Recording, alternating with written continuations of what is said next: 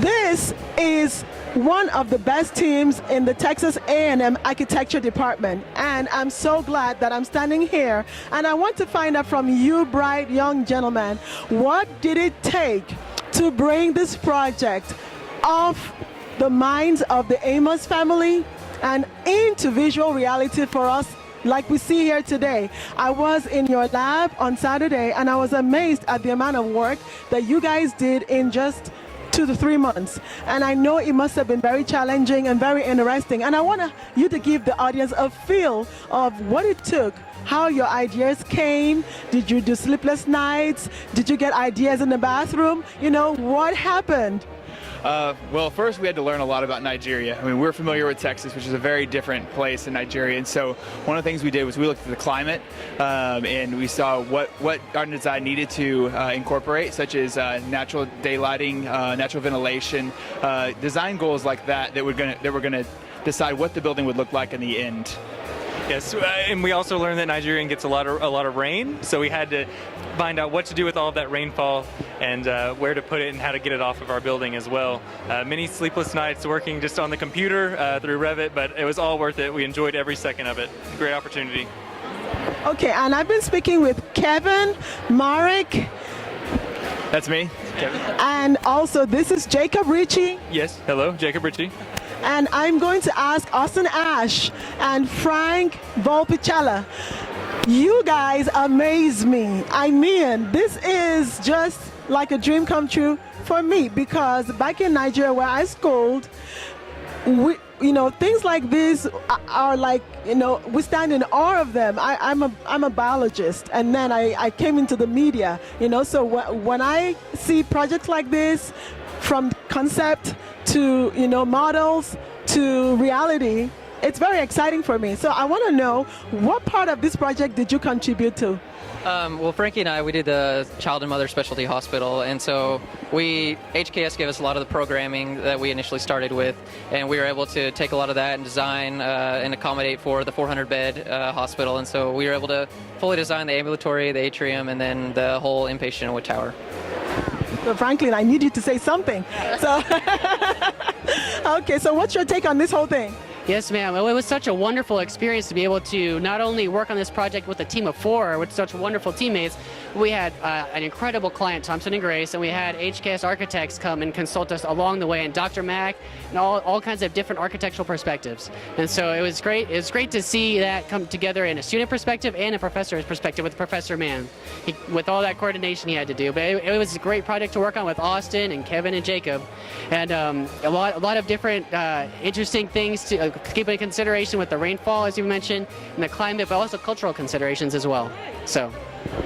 One of the things that I asked Professor Mann on Saturday when I came into your lab was, did he take into consideration, the kind of diseases that are, intrinsic to tropical areas? We have lots of mosquitoes out there. There's going to be malaria. How are you going to incorporate this into your plans? Because, maybe you have to isolate patients for different kinds of diseases and things like that. So did you take all of that into consideration? Yes, absolutely. We sure did.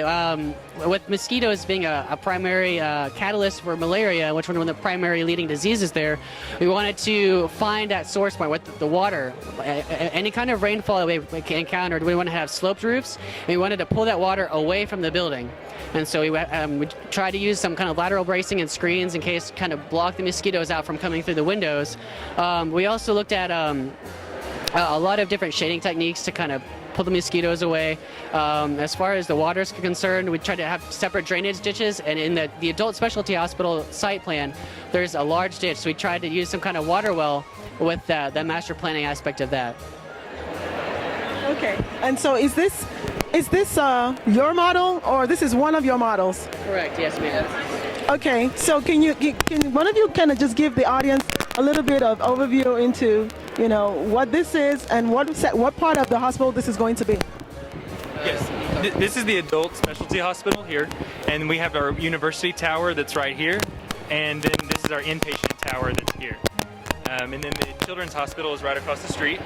Do you want to? Yeah, so we did the children's hospital, and so a lot of the site circulation we dealt with was ambulatory. We have our main atrium, and we have our inpatient tower, so that they can be able to coordinate with each other as far as getting people across the site.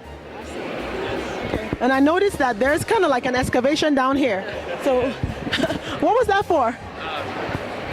This is actually the existing site conditions. This is where soil has been taken away to provide for road construction and other places in Nigeria. And so we found it very interesting that they wanted to build a hospital over a hole. And so it obviously creates some design issues. Or how do you deal with that? How do you deal with the water going into there? And so we decided to silt up above it, give plenty of air circulation underneath the building, not even address it. And it also creates a very secure building where you have a lot of control over the access, and so you can see who's coming in and who's coming out as well. Fantastic. This is really something, and I know that one of you have your parents here who are very proud of you, and I would just like for them to say, a few words as to how they've been impacted by your, contribution to this project. So, if you don't mind calling her.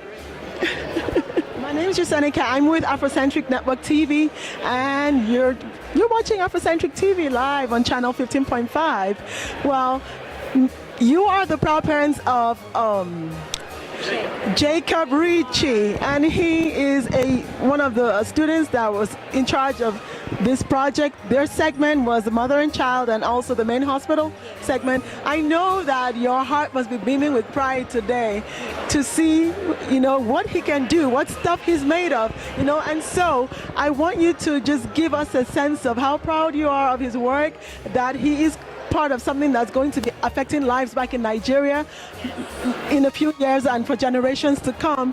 And his name is probably going to be on one of those plaques in one of those hospital rooms. And children who may never get to meet him will have a sense that he contributed to the building of this massive project. And so what's your take on that? I think it's an honor. It's an absolute honor to be able to be part of something like this and to have our son part of it. But to bring such a facility like this to Nigeria, the women and the children's wing, the children's hospital, the wonderful hospital over here, I think that we are so honored and proud and so happy for Nigeria to be able to have a facility like this.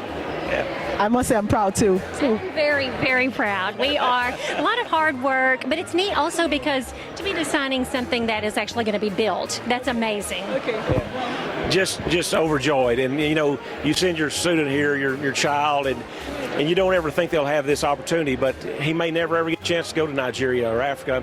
And so what a great way to give back. And using this is a great opportunity for these kids to go through. And so as parents, we're super proud. Just love it.